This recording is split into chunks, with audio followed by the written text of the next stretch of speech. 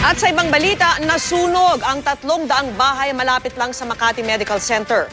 1,000 pamilya ang problemado matapos mawala ng tahanan. Naapektuhan din ang ilang pasyente ng ospital sa kasagsagan ng sunog. Saksi si Dante Perelio.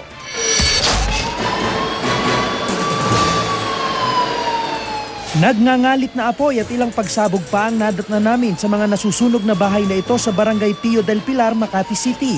Mula nang sumiklab ang sunog pasado 10:00 ng umaga, agad itong umakyat sa general alarm. Kaya ang mga residente, kanya-kanyang salba ng mga gamit at ng mga sarili. Laki-laki na ng apoy, ang dami ng tao. Nangalaglag nga yung mga gamit namin, napakapakan. Pati ako. Mabuti pa nga nang-demolish na lang kami kaysa sunugan kami ng ganito. Mahirap. Buti na lang po, nagkataon may pasok. Paano po kung wala, mga bata po, kawawa. Ang misis ngang ito iyak ng iyak sa kakahanap sa mga anak. Pati ang bahagi ng kalapit lang ng Makati Medical Center, binomba ng tubig ng mga bumbero. Ang ilang pasyente sa second floor na nahirapang huminga dahil sa usok, inilipat sa hallway ng labi ng ospital.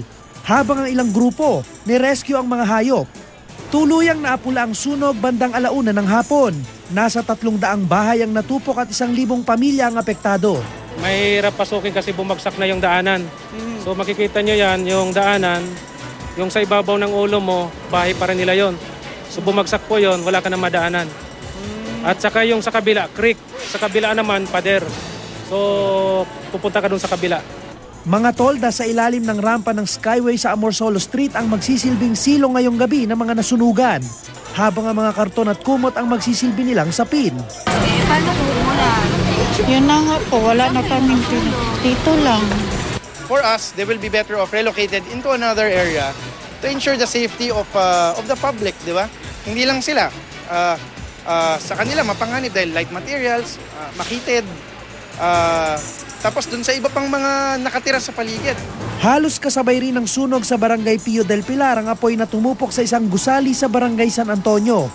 Umabot ito sa Task Force Alpha bago naapula pasado 1:00 ng hapon.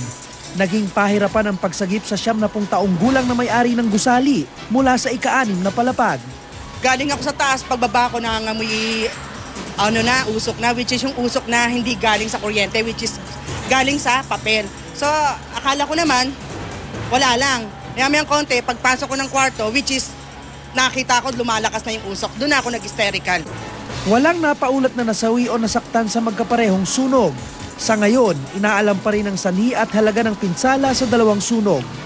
Ako si Dante Perelio, ang inyong saksi.